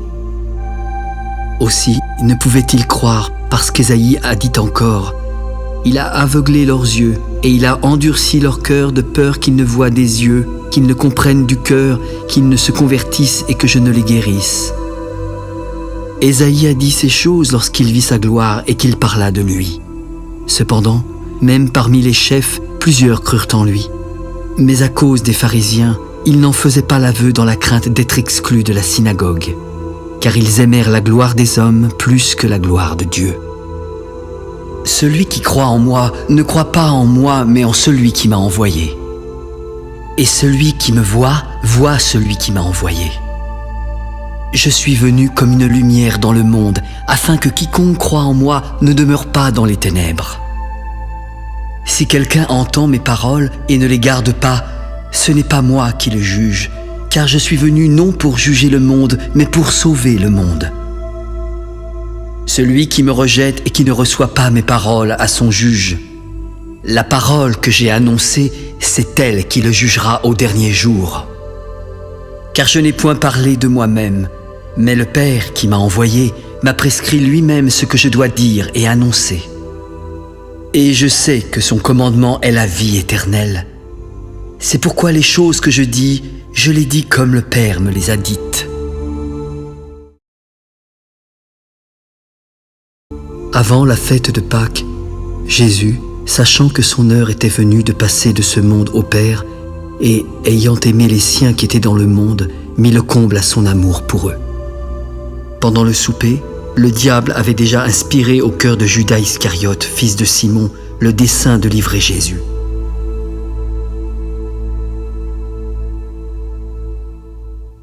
Jésus savait que le Père avait remis toutes choses entre ses mains, qu'il était venu de Dieu et qu'il s'en allait à Dieu. Alors il se leva de table, ôta ses vêtements et prit un linge dont il se ceignit. Il versa ensuite de l'eau dans un bassin, se mit à laver les pieds des disciples et à les essuyer avec le linge dont il était saint. « Toi, Seigneur, tu me laves les pieds ?» « Pierre, ce que je fais, tu ne le comprends pas maintenant, mais tu le comprendras bientôt. »« Non, jamais tu ne me laveras les pieds. » « Si je ne te lave, tu n'auras point de part avec moi. » Alors, Seigneur, ne me lave pas seulement les pieds, mais aussi les mains et la tête. Celui qui est lavé n'a besoin que de se laver les pieds pour être entièrement pur. Certains d'entre vous sont purs, mais vous ne l'êtes pas tous. Car il connaissait celui qui le livrait. C'est pourquoi il dit, vous n'êtes pas tous purs. Après qu'il leur eut lavé les pieds et qu'il eut pris ses vêtements, il se remit à table. Comprenez-vous ce que je vous ai fait ? Vous m'appelez Maître et Seigneur, et vous dites bien car je le suis. Si donc je vous ai lavé les pieds, moi, le Seigneur et le Maître, vous devez aussi vous laver les pieds les uns aux autres, car je vous ai donné un exemple afin que vous fassiez comme je vous ai fait. En vérité, je vous le dis, le serviteur n'est pas plus grand que son Seigneur, ni l'apôtre plus grand que celui qui l'a envoyé. Si vous savez ces choses, vous êtes heureux, pourvu que vous les pratiquiez. Ce n'est pas de vous dont je parle, je connais ceux que j'ai choisis. Mais il faut que l'Écriture s'accomplisse. Celui qui mange avec moi le pain a levé son talon contre moi. Dès à présent, je vous le dis avant que la chose arrive, afin que lorsqu'elle arrivera, vous croyiez à ce que je suis. En vérité, je vous le dis, celui qui reçoit celui que j'aurai envoyé me reçoit, et celui qui me reçoit, reçoit celui qui m'a envoyé. En vérité, je vous le dis, l'un de vous me livrera. » Les disciples se regardaient les uns les autres, ne sachant de qui ils parlaient. Un des disciples, celui que Jésus aimait, était couché sur le sein de Jésus. Simon-Pierre lui fit signe de demander qui était celui dont parlait Jésus. Et ce disciple, s'étant penché sur la poitrine de Jésus, lui dit « Seigneur, qui est-ce » ? ?»« C'est celui à qui je donnerai le morceau trempé. » Et, ayant trempé le morceau, il le donna à Judas, fils de Simon Iscariote. Dès que le morceau fut donné, Satan entra dans Judas et Jésus lui dit « Ce que tu fais, fais-le promptement. » Mais aucun de ceux qui étaient à table ne comprit pourquoi il lui disait cela. Car quelques-uns pensaient que comme Judas avait la bourse, Jésus voulait lui dire « Achète ce dont nous avons besoin pour la fête » ou qu'il lui commandait de donner quelque chose aux pauvres. Il faisait nuit et Judas, ayant pris le morceau, se hâta de sortir. Lorsque Judas fut sorti, Jésus s'adressa à ses disciples. « Maintenant, le Fils de l'homme a été glorifié et Dieu a été glorifié en lui. Si Dieu a été glorifié en lui, Dieu aussi le glorifiera en lui-même et il le glorifiera bientôt. Mes petits enfants, je suis pour peu de temps encore avec vous. Vous me chercherez et, comme j'ai dit aux Juifs, vous ne pouvez pas venir où je vais. Aussi, je vous le dis maintenant, je vous donne un commandement nouveau. Aimez-vous les uns les autres comme je vous ai aimés. Vous aussi aimez-vous les uns les autres, car si vous avez de l'amour les uns pour les autres, tous connaîtront que vous êtes mes disciples. » Simon-Pierre lui dit « Seigneur, où vas-tu » ? « Maintenant, tu ne peux pas me suivre où je vais, mais tu me suivras plus tard. »« Seigneur, pourquoi ne puis-je pas te suivre maintenant ? Je donnerai ma vie pour toi. »« Tu donneras ta vie pour moi ?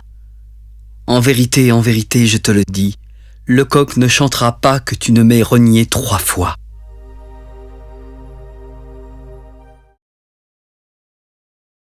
Que votre cœur ne se trouble point. Croyez en Dieu et croyez en moi. Il y a plusieurs demeures dans la maison de mon Père. Si cela n'était pas, je vous l'aurais dit. Je vais vous préparer une place. Lorsque je m'en serai allé et que je vous aurai préparé une place, je reviendrai pour vous prendre avec moi, afin que là où je suis, vous y soyez aussi. Vous savez où je vais, et vous en connaissez le chemin. Thomas lui dit « Seigneur, nous ne savons où tu vas. Comment pouvons-nous en connaître le chemin ? » Je suis le chemin, la vérité et la vie. Nul ne vient au Père que par moi. Si vous me connaissiez, vous connaîtriez aussi mon Père. Et dès maintenant, vous le connaissez et vous l'avez vu. Seigneur, montre-nous le Père, et cela nous suffit. Il y a si longtemps que je suis avec vous, et tu ne m'as pas connu, Philippe ? Celui qui m'a vu a vu le Père. Comment peux-tu dire « Montre-nous le Père » ? Ne crois-tu pas que je suis dans le Père et que le Père est en moi ? Les paroles que je vous dis, je ne les dis pas de moi-même. C'est le Père qui demeure en moi qui fait les œuvres. Croyez-moi, je suis dans le Père et le Père est en moi. Croyez du moins à cause de ses œuvres. En vérité, je vous le dis, celui qui croit en moi fera aussi les œuvres que je fais, et il en fera de plus grandes parce que je m'en vais au Père. Et tout ce que vous demanderez en mon nom, je le ferai afin que le Père soit glorifié dans le Fils.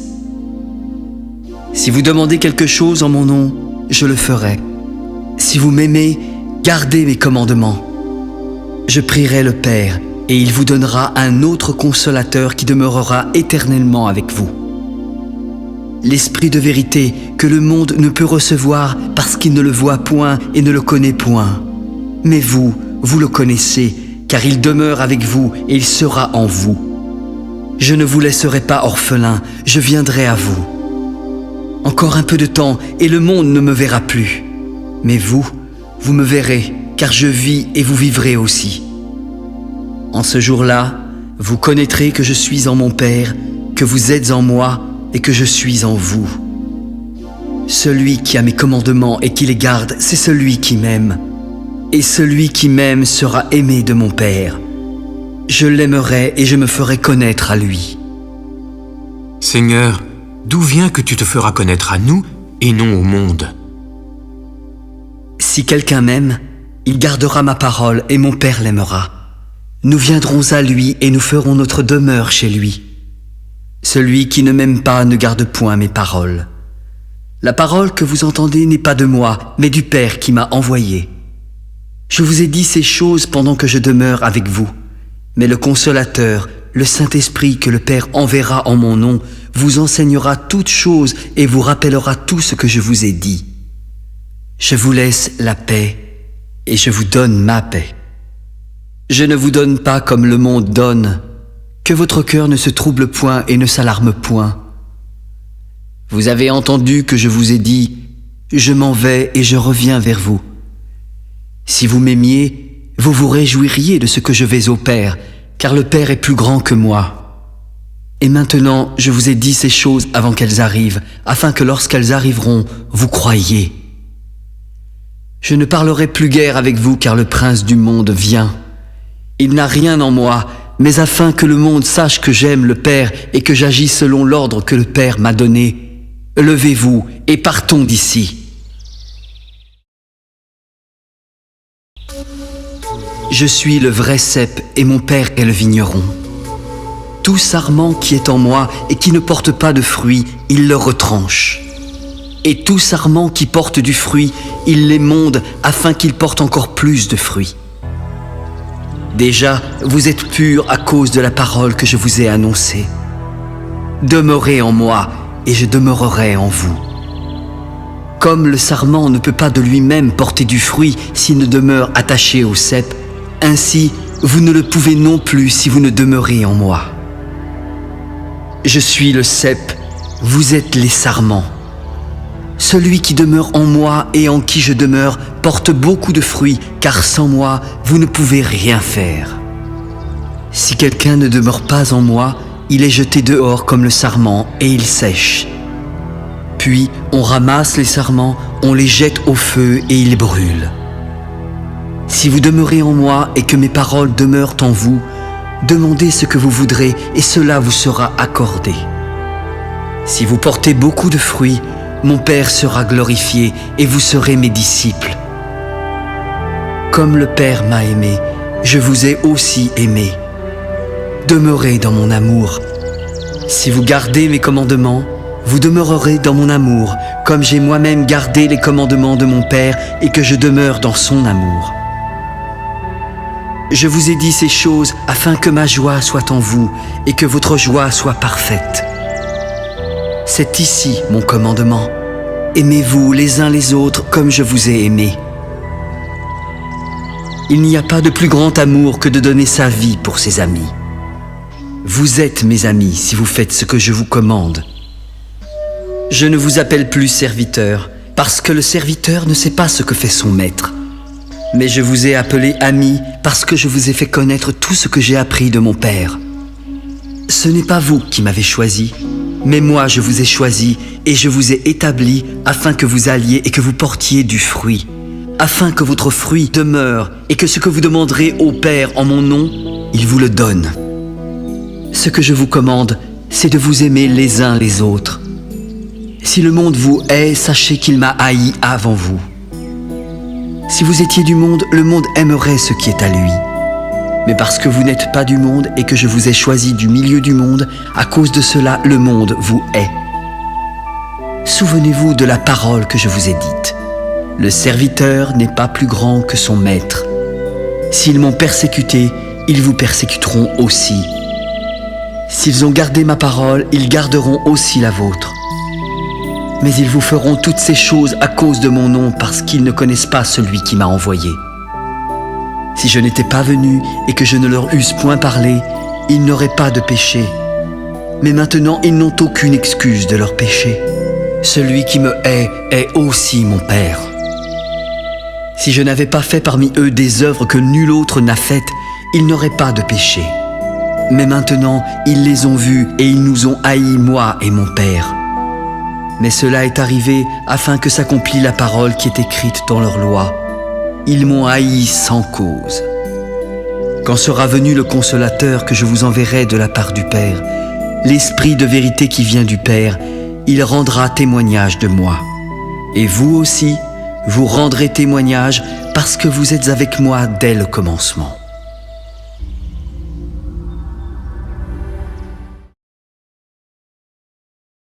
Je vous ai dit ces choses afin qu'elles ne soient pas pour vous une occasion de chute. Ils vous excluront des synagogues, et l'heure vient même où quiconque vous fera mourir croira rendre un culte à Dieu. Ils agiront ainsi parce qu'ils n'ont connu ni le Père ni moi. Je vous ai dit ces choses afin que lorsque l'heure sera venue, vous vous souveniez que je vous les ai dites. Je ne vous en ai pas parlé dès le commencement parce que j'étais avec vous. Maintenant, je m'en vais vers celui qui m'a envoyé, et aucun de vous ne me demande « Où vas-tu » Mais parce que je vous ai dit ces choses, la tristesse a rempli votre cœur. Cependant, je vous dis la vérité. Il vous est avantageux que je m'en aille, car si je ne m'en vais pas, le Consolateur ne viendra pas vers vous. Et si je m'en vais, je vous l'enverrai. Lorsqu'il sera là, il convaincra le monde en ce qui concerne le péché, la justice et le jugement. Le péché parce qu'il ne croit pas en moi, la justice parce que je vais au Père et que vous ne me verrez plus, et le jugement parce que le prince de ce monde est jugé. J'ai encore beaucoup de choses à vous dire, mais vous ne pouvez pas les porter maintenant. Quand le Consolateur, l'Esprit de vérité, sera venu, il vous conduira dans toute la vérité, car il ne parlera pas de lui-même, mais il dira tout ce qu'il aura entendu, et il vous annoncera les choses à venir. Il me glorifiera parce qu'il prendra de ce qui est à moi et vous l'annoncera. Tout ce que le Père a est à moi. C'est pourquoi j'ai dit qu'il prend de ce qui est à moi et qu'il vous l'annoncera. Encore un peu de temps et vous ne me verrez plus. Puis encore un peu de temps et vous me verrez parce que je vais au Père. Là-dessus, quelques-uns de ses disciples se dirent entre eux. Que signifie ce qu'il nous dit ? Encore un peu de temps et vous ne me verrez plus. Et puis encore un peu de temps et vous me verrez. Et parce que je vais au Père, que signifie ce qu'il nous dit ? Encore un peu de temps, nous ne savons de quoi il parle. Et Jésus connut qu'il voulait l'interroger. Vous vous questionnez les uns les autres sur ce que j'ai dit. Encore un peu de temps et vous ne me verrez plus. Et puis encore un peu de temps et vous me verrez. En vérité, je vous le dis, vous pleurerez et vous vous lamenterez et le monde se réjouira. Vous serez dans la tristesse, mais votre tristesse se changera en joie. La femme, lorsqu'elle enfante, éprouve de la tristesse, parce que son heure est venue. Mais lorsqu'elle a donné le jour à l'enfant, elle ne se souvient plus de la souffrance à cause de la joie qu'elle a de ce qu'un homme est né dans le monde. Vous aussi, vous êtes maintenant dans la tristesse. Mais je vous reverrai et votre cœur se réjouira. Et nul ne vous ravira votre joie. En ce jour-là, vous ne m'interrogerez plus sur rien. En vérité, je vous le dis, ce que vous demanderez au Père, il vous le donnera en mon nom. Jusqu'à présent, vous n'avez rien demandé en mon nom. Demandez et vous recevrez afin que votre joie soit parfaite. Je vous ai dit ces choses en parabole, mais l'heure vient où je ne vous parlerai plus en parabole et où je vous parlerai ouvertement du Père. En ce jour, vous demanderez en mon nom et je ne vous dis pas que je prierai le Père pour vous, car le Père lui-même vous aime parce que vous m'avez aimé et que vous avez cru que je suis sorti de Dieu. Je suis sorti du Père et je suis venu dans le monde. Maintenant, je quitte le monde et je vais au Père. Maintenant tu parles ouvertement et tu n'emploies aucune parabole. Maintenant nous savons que tu sais toutes choses et que tu n'as pas besoin que personne ne t'interroge. C'est pourquoi nous croyons que tu es sorti de Dieu.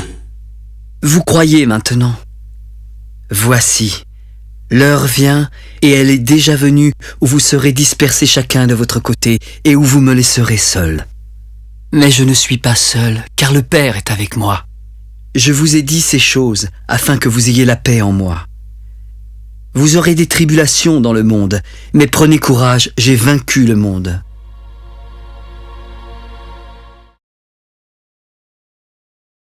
Après avoir ainsi parlé, Jésus leva les yeux au ciel. « Père, l'heure est venue. Glorifie ton Fils afin que ton Fils te glorifie, selon que tu lui as donné pouvoir sur toute chair, afin qu'il accorde la vie éternelle à tous ceux que tu lui as donnés. La vie éternelle, c'est qu'ils te connaissent, toi, le seul vrai Dieu et celui que tu as envoyé, Jésus-Christ. Je t'ai glorifié sur la terre et j'ai achevé l'œuvre que tu m'as donnée à faire. Maintenant, Père, glorifie-moi auprès de toi-même, de la gloire que j'avais auprès de toi avant que le monde fût. J'ai fait connaître ton nom aux hommes que tu m'as donnés du milieu du monde. Ils étaient à toi, tu me les as donnés et ils ont gardé ta parole. Maintenant, ils ont connu que tout ce que tu m'as donné vient de toi. Je leur ai donné les paroles que tu m'as données et ils les ont reçues. Ils ont vraiment connu que je suis sorti de toi et ils ont cru que tu m'as envoyé. C'est pour eux que je prie. Je ne prie pas pour le monde, mais pour ceux que tu m'as donnés, parce qu'ils sont à toi. Tout ce qui est à moi est à toi, et tout ce qui est à toi est à moi, et je suis glorifié en eux. Je ne suis plus dans le monde. Ils sont dans le monde et je vais à toi. Père Saint, garde en ton nom ceux que tu m'as donnés, afin qu'ils soient un comme nous. Lorsque j'étais avec eux dans le monde, je les gardais en ton nom. J'ai gardé ceux que tu m'as donnés, et aucun d'eux ne s'est perdu, sinon le fils de perdition, afin que l'écriture fût accomplie. Et maintenant, je vais à toi, et je dis ces choses dans le monde, afin qu'ils aient en eux ma joie parfaite. Je leur ai donné ta parole, et le monde les a haïs, parce qu'ils ne sont pas du monde, comme moi je ne suis pas du monde. Je ne te prie pas de les ôter du monde, mais de les préserver du mal. Ils ne sont pas du monde comme moi, je ne suis pas du monde. Sanctifie-les par ta vérité, car ta parole est la vérité. Comme tu m'as envoyé dans le monde, je les ai aussi envoyés dans le monde. Et je me sanctifie moi-même pour eux, afin qu'eux aussi soient sanctifiés par la vérité. Ce n'est pas seulement pour eux que je prie, mais encore pour ceux qui croiront en moi par leur parole, afin que tous soient un comme toi, Père, tu es en moi, et comme je suis en toi, afin qu'eux aussi soient un en nous, pour que le monde croie que tu m'as envoyé. Je leur ai donné la gloire que tu m'as donnée, afin qu'ils soient un comme nous sommes un. Moi en eux et toi en moi, afin qu'ils soient parfaitement un, afin que le monde connaisse que tu m'as envoyé et que tu les as aimés comme tu m'as aimé.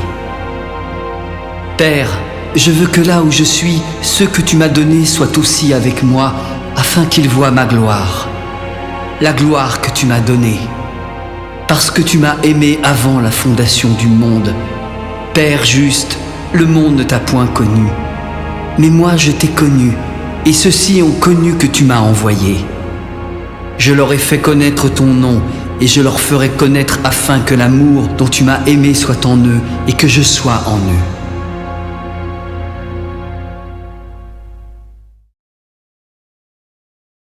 Lorsqu'il eut dit ces choses, Jésus alla avec ses disciples de l'autre côté du torrent du Cédron, où se trouvait un jardin dans lequel il entra, lui et ses disciples. Judas, qui le livrait, connaissait ce lieu parce que Jésus et ses disciples s'y étaient souvent réunis. Alors Judas, ayant pris la cohorte et les huissiers qu'envoyèrent les principaux sacrificateurs et les pharisiens, vint là avec des lanternes, des flambeaux et des armes. Jésus, sachant tout ce qui devait lui arriver, s'avança.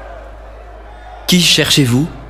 « Jésus de Nazareth !»« C'est moi. » Et Judas, qui le livrait, était avec eux. Lorsque Jésus leur eut dit « C'est moi », ils reculèrent et tombèrent par terre. Il leur demanda de nouveau « Qui cherchez-vous » ?« Jésus de Nazareth !»« Je vous ai dit que c'est moi. Si c'est moi que vous cherchez, laissez aller ceci. » Il dit cela afin que s'accomplît la parole qu'il avait dite. « Je n'ai perdu aucun de ceux que tu m'as donnés. » Simon-Pierre, qui avait une épée, la tira, frappa le serviteur du souverain sacrificateur et lui coupa l'oreille droite. Ce serviteur s'appelait Malchus. « Remets ton épée dans le fourreau. Ne boirai-je pas la coupe que le Père m'a donnée à boire ?» La cohorte, le tribun et les huissiers des Juifs se saisirent alors de Jésus et le lièrent. Ils l'emmenèrent d'abord chez Anne, car il était le beau-père de Caïphe qui était souverain sacrificateur cette année-là. Caïphe était celui qui avait donné ce conseil aux Juifs. Il est avantageux qu'un seul homme meure pour le peuple. Simon-Pierre, avec un autre disciple, suivait Jésus. Ce disciple était connu du souverain sacrificateur et il entra avec Jésus dans la cour. Mais Pierre resta dehors près de la porte. L'autre disciple, qui était connu du souverain sacrificateur, sortit et parla à la servante. Elle s'adressa alors à Pierre. « Toi aussi, n'es-tu pas des disciples de cet homme ? » ?»« Non, je n'en suis pas. » Les serviteurs et les huissiers qui étaient là avaient allumé un brasier car il faisait froid. Pierre se tenait avec eux et se chauffait. Le souverain sacrificateur interrogea Jésus sur ses disciples et sur sa doctrine. « J'ai parlé ouvertement au monde. J'ai toujours enseigné dans la synagogue et dans le temple où tous les Juifs s'assemblent et je n'ai rien dit en secret. Pourquoi m'interroges-tu ? Interroge sur ce que je leur ai dit à ceux qui m'ont entendu. Ceux-là savent ce que j'ai dit. » À ces mots, un des huissiers qui se trouvait là donna un soufflet à Jésus. « Est-ce ainsi que tu réponds au souverain sacrificateur ?»« Si j'ai mal parlé, dis-moi ce que j'ai dit de mal. Et si j'ai bien parlé, pourquoi me frappes-tu » Anne l'envoya lié à Caïphe, le souverain sacrificateur. Simon-Pierre était là et se chauffait. « Toi aussi, n'es-tu pas de ses disciples ?»« Non, non, je n'en suis pas. » Un des serviteurs du souverain sacrificateur, parent de celui à qui Pierre avait coupé l'oreille, lui dit « Ne t'ai-je pas vu avec lui dans le jardin ?» Pierre le nia de nouveau et aussitôt le coq chanta. C'était le matin et ils conduisirent Jésus de chez Caïphe au prétoire. Ils n'entrèrent pas eux-mêmes dans le prétoire afin de ne pas se souiller et de pouvoir manger la Pâque. Pilate sortit donc pour aller avec eux. « Quelle accusation portez-vous contre cet homme ?»« Si ce n'était pas un malfaiteur, nous ne te l'aurions pas livré. » Prenez-le vous-même et jugez-le selon votre loi. » Il ne nous est pas permis de mettre personne à mort. C'était afin que s'accomplît la parole que Jésus avait dite, lorsqu'il indiqua de quelle mort il devait mourir. « Jésus, es-tu le roi des Juifs ?» Est-ce de toi-même que tu dis cela ou d'autres te l'ont-ils dit de moi ?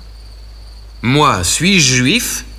Ta nation et les principaux sacrificateurs t'ont livré à moi. Qu'as-tu donc fait ? Mon royaume n'est pas de ce monde. Si mon royaume était de ce monde, mes serviteurs auraient combattu pour moi afin que je ne fusse pas livré aux Juifs. Mais maintenant mon royaume n'est point d'ici-bas. Ainsi tu es roi. Tu le dis, je suis roi. Je suis né et je suis venu dans le monde pour rendre témoignage à la vérité. Quiconque est de la vérité écoute ma voix. Qu'est-ce que la vérité ? Après avoir dit cela, il sortit de nouveau pour aller vers les Juifs. Je ne trouve en lui aucun crime. Mais comme c'est parmi vous une coutume que je vous relâche quelqu'un à la fête de Pâques, voulez-vous que je vous relâche le roi des Juifs ?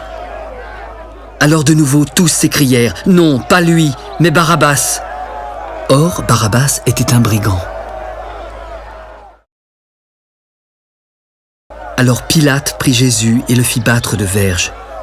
Les soldats tressèrent une couronne d'épines qu'ils posèrent sur sa tête et ils le revêtirent d'un manteau de pourpre. Puis, s'approchant de lui en lui donnant des soufflets, « Salut, roi des Juifs !» Pilate sortit de nouveau. « Voici, je vous l'amène dehors afin que vous sachiez que je ne trouve en lui aucun crime. » Jésus sortit en portant la couronne d'épines et le manteau de pourpre. Et Pilate leur dit « Voici l'homme !» Lorsque les principaux sacrificateurs et les huissiers le virent, ils s'écrièrent « Crucifie-le ! Crucifie-le !» Prenez-le vous-même et crucifiez-le, car moi je ne trouve point de crime en lui. Nous avons une loi, et selon notre loi, il doit mourir parce qu'il s'est fait fils de Dieu. Quand Pilate entendit cette parole, sa frayeur augmenta. Il entra dans le prétoire et questionna Jésus. « D'où es-tu? Pourquoi ne me parles-tu pas? Ne sais-tu pas que j'ai le pouvoir de te crucifier et que j'ai le pouvoir de te relâcher? » Tu n'aurais sur moi aucun pouvoir s'il ne t'avait été donné d'en haut. C'est pourquoi celui qui me livre à toi commet un plus grand péché. Dès ce moment, Pilate cherchait à le relâcher, mais les Juifs criaient « Si tu le relâches, tu n'es pas un ami de César, car quiconque se fait roi se déclare contre César. » Pilate, ayant entendu ces paroles, amena Jésus dehors. Jésus s'assit sur le tribunal au lieu appelé du pavé, en hébreu Gabbatha. C'était la préparation de la Pâque et environ la 6e heure. Pilate s'adressa aux Juifs.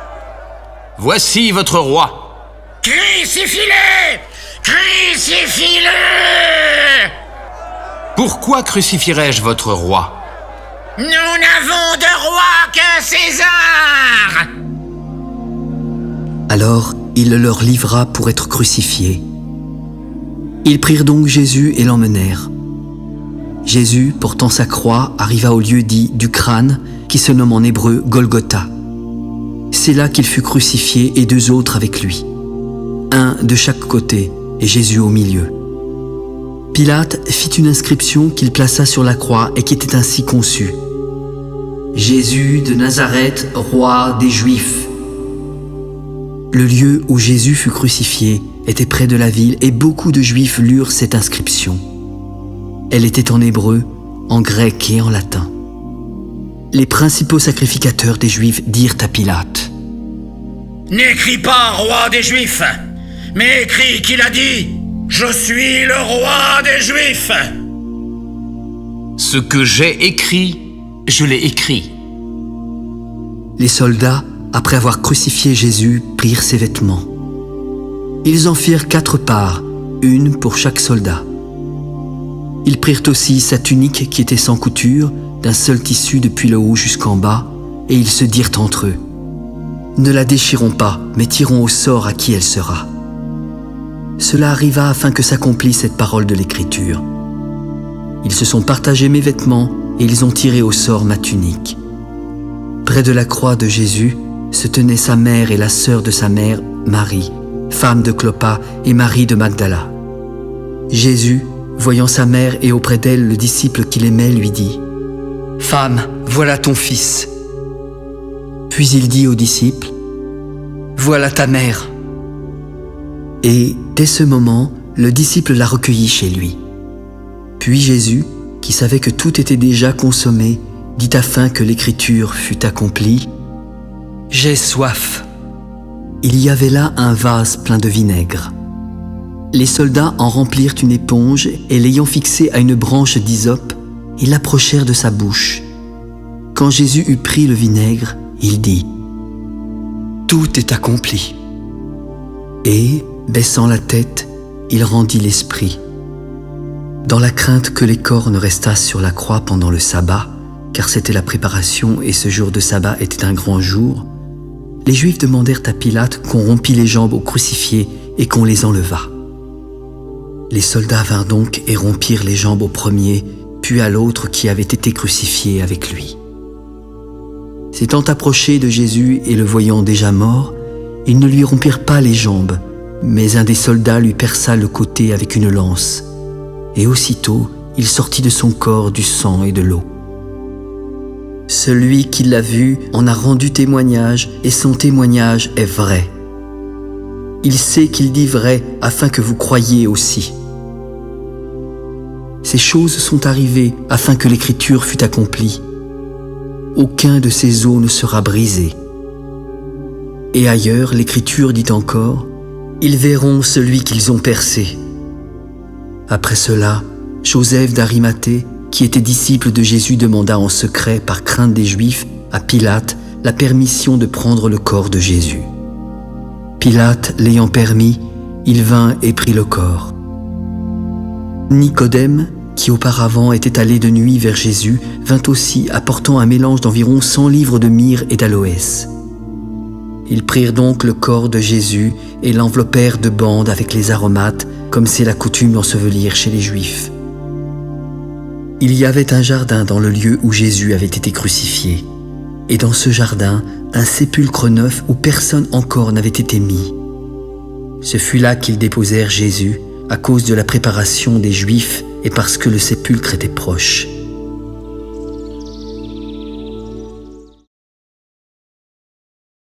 Le premier jour de la semaine, Marie de Magdala se rendit au sépulcre dès le matin. Il faisait encore obscur et elle vit que la pierre était ôtée du tombeau. Elle courut vers Simon-Pierre et vers l'autre disciple que Jésus aimait.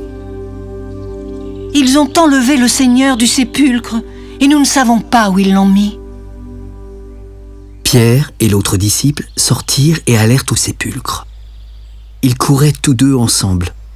Mais l'autre disciple courut plus vite que Pierre et arriva le premier au sépulcre. S'étant baissé, il vit les bandes qui étaient à terre, mais il n'entra pas. Simon-Pierre, qui le suivait, arriva et entra dans le sépulcre. Il vit les bandes qui étaient à terre et le linge qu'on avait mis sur la tête de Jésus plié dans un lieu à part. Alors, l'autre disciple, qui était arrivé le premier au sépulcre, entra aussi. Il vit et il crut.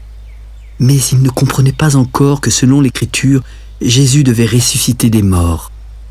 Et les disciples s'en retournèrent chez eux. Cependant, Marie se tenait dehors près du sépulcre et pleurait. Tout en pleurant, elle se baissa pour regarder dans le tombeau. Elle y vit alors 2 anges vêtus de blanc, assis à la place où avait été couché le corps de Jésus, l'un à la tête, l'autre aux pieds. « Femme, pourquoi pleures-tu » ? Parce qu'ils ont enlevé mon Seigneur, et je ne sais pas où ils l'ont mis. En disant cela, elle se retourna et vit Jésus debout, sans savoir que c'était Jésus, car elle le prenait pour le jardinier. « Femme, pourquoi pleures-tu ? Qui cherches-tu » ? Seigneur, si c'est toi qui l'as emporté, dis-moi où tu l'as mis, et je le prendrai. Marie ? Maître. Ne me touche pas, car je ne suis pas encore monté vers mon Père. Mais va trouver mes frères et dis-leur que je monte vers mon Père et votre Père, vers mon Dieu et votre Dieu. Marie de Magdala alla annoncer aux disciples qu'elle avait vu le Seigneur et qu'il lui avait dit ces choses. Le soir de ce jour, qui était le premier de la semaine, les portes du lieu où se trouvaient les disciples étaient fermées à cause de la crainte qu'ils avaient des Juifs. Jésus vint, se présenta au milieu d'eux. « La paix soit avec vous. » Et quand il eut dit cela, il leur montra ses mains et son côté. Les disciples furent dans la joie en voyant le Seigneur. « La paix soit avec vous. Comme le Père m'a envoyé, moi aussi je vous envoie. » Après ces paroles, il souffla sur eux. « Recevez le Saint-Esprit. Ceux à qui vous pardonnerez les péchés, ils leur seront pardonnés.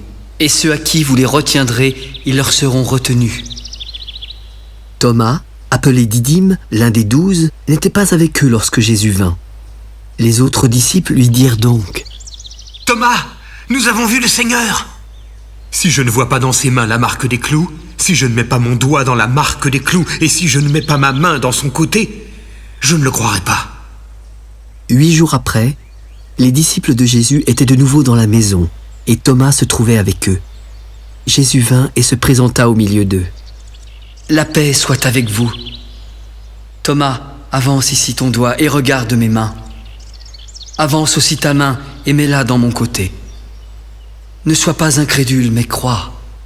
Mon Seigneur et mon Dieu !» Parce que tu m'as vu, tu as cru. Heureux ceux qui n'ont pas vu et qui ont cru. Jésus a fait encore en présence de ses disciples beaucoup d'autres miracles qui ne sont pas écrits dans ce livre. Mais ces choses ont été écrites afin que vous croyiez que Jésus est le Christ, le Fils de Dieu, et qu'en croyant, vous ayez la vie en son nom. Après cela, Jésus se montra encore aux disciples sur les bords de la mer de Tibériade. Et voici de quelle manière il se montra. Simon-Pierre, Thomas, appelé Didyme, Nathanaël de Cana en Galilée, les fils de Zébédée et 2 autres disciples de Jésus étaient ensemble. Simon-Pierre leur dit : « Je vais pêcher. Nous allons aussi avec toi. » Ils sortirent et montèrent dans une barque. Mais cette nuit-là, ils ne prirent rien. Le matin étant venu, Jésus se trouva sur le rivage, mais les disciples ne savaient pas que c'était lui. « Enfant, n'avez-vous rien à manger ?» Hélas, non. Jetez le filet du côté droit de la barque et vous trouverez. Ils le jetèrent, mais ils ne pouvaient plus le retirer à cause de la grande quantité de poissons. Alors, le disciple que Jésus aimait dit à Pierre, « C'est le Seigneur !»